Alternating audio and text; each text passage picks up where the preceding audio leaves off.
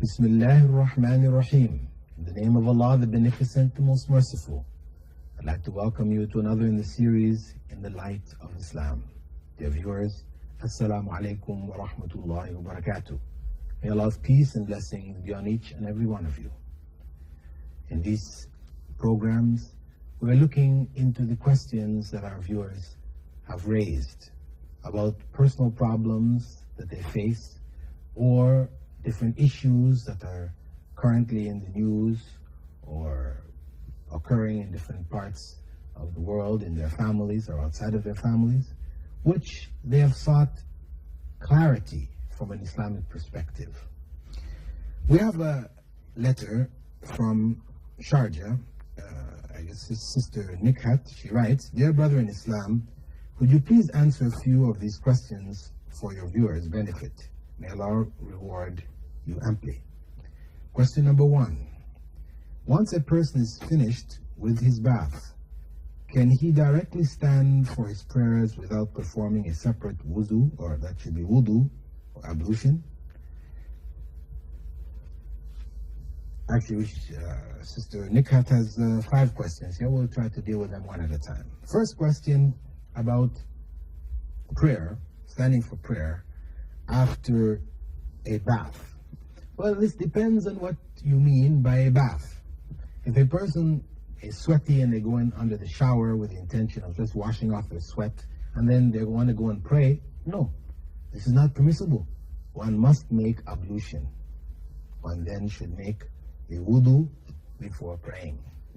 But if one, sweaty, went into the shower with the intention of not only washing away the sweat, etc., cleaning themselves up, but also that of making an Islamic bath, of purifying, cleaning themselves, not only physically but spiritually, then that washing would suffice for tahara, or being in a state of purity for prayer. It would not be necessary for you to make wudu. But of course, there are principles involved in the Islamic bath, these that have to be taken into account. One, that one doesn't touch one's private parts. If one has taken the bath, at least the washing, soaping, etc., and clean oneself up, then after that, they make the intention now for the Islamic bath, and they allow the water to flow over their whole body completely, in their mouth, in their nose. Then that is sufficient for state of tahara. But if they are making a bath, taking a bath, because they are sexually defiled, they've had sexual relations, or they had a wet dream, or these type of things, then the making of wudu is the way of the Prophet. His way of making ghusl, that is the bath, from a state of janaba or sexual defilement, was that first he would wash his private parts. Wash his hands first, then wash his private parts. Now, this would include, for those of us taking another cleansing bath, also to wash the whole body. Then he made ablution, and then he let the water go over his whole body. In those circumstances, it should be included. The wudu should be included. Question number 2. Should a Muslim perform wudu even when he or she is under an impure state, like after intercourse or during menses? In the case of menses, making wudu is not of any value, because normally making wudu before prayer, this is for purifying oneself, going into that state of tahara for prayer. This is the normal reason for making ablution.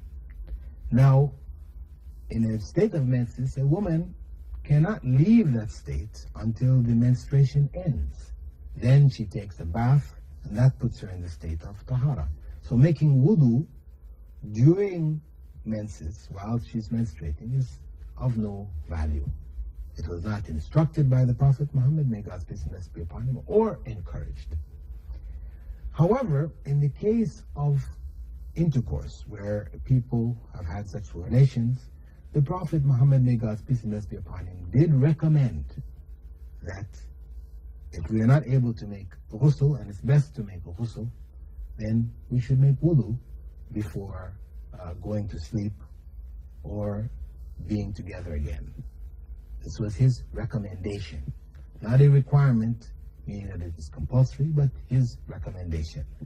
It refreshes the body and enlivens the body, and before going to sleep, it brings us back into a frame of mind of worship, a spiritual frame of mind.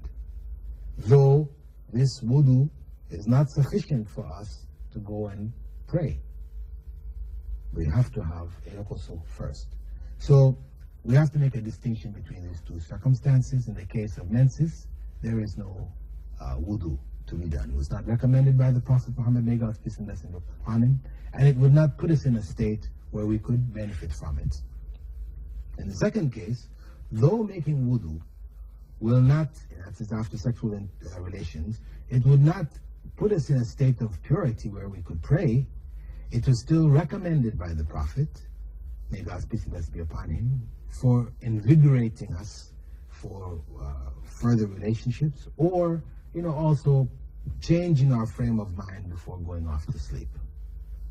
Because a person, from those type of relations, the mind tends to go in another direction, which is quite far away from the spiritual aspects of life, because it becomes purely in a much greater physical sense, into the physical enjoyment that is involved there. So this is a wudu here is to sort of bring them back before going off to sleep, in the sense of spiritual enlightenment, etc., before going off to sleep. And this is the recommendation of the Prophet. So this is why we make this distinction. Of course, if we were left up to our own reason, we might say no in both cases. But the Prophet, may God's peace and blessings be upon him, recommended it in the case of sexual relations and did not recommend it in the case of menses. Question number 3. Is it forbidden by Islam to praise another Muslim to his face?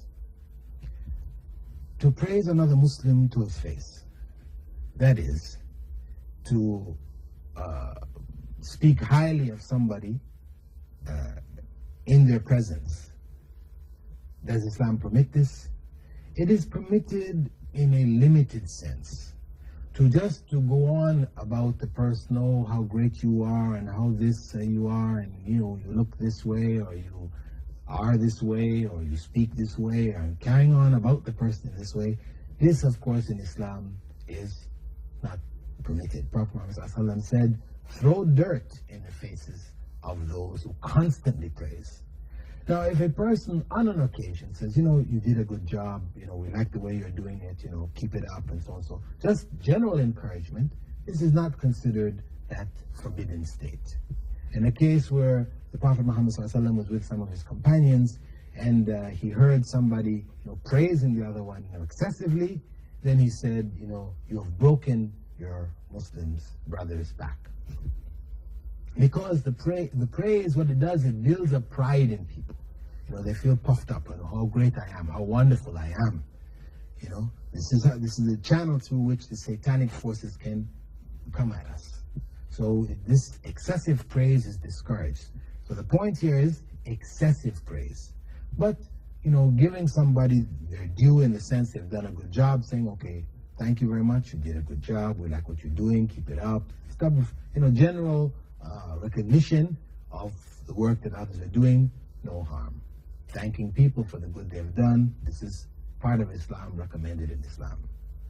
So it is the excessive praise which is forbidden. Question number 4. Does Islam forbid a woman from removing her facial hair? Removing facial hair. Again, the Prophet Muhammad, may God's peace and blessings be upon him, specified that Allah curses the woman who plucks hair from the eyebrows of other women, as well as the woman who has her eyebrows plucked. This is a fitna in these times. Women, due to the cosmetic industry, are promoted to remove the hairs on their eyebrows, to move them maybe totally, and then use some pencil to make some mark on their heads, shaping it this way or that way or whatever way. I mean, this is forbidden in Islam. However, if a woman is growing a mustache or a beard, I mean, of course, in most cases, it's not, the mustache like the mustache of a man, or the beard is not like the beard of a man. However, if she finds these hairs growing on her face, with some amount which makes her unattractive, the scholars have ruled that it is permissible for her to remove it. It may be done, she may use peroxide, some other substance to change its color so it is not visible, because actually in many cases once you start removing these hairs, then they grow back. They maybe have been very fine in the beginning, you remove them, now they grow back, like looking like a man's mustache now, or a man's beard. So in many cases it's better to leave it and just maybe change the color of it, through peroxide or some other substance, as opposed to removing. But that which is not dealing with the eyebrows, other hair growing on other parts of the face or the body, it is permissible for her to remove them. Thank you, dear viewers, and I hope to see you in the next program. Assalamu alaikum wa rahmatullahi wa barakatuh.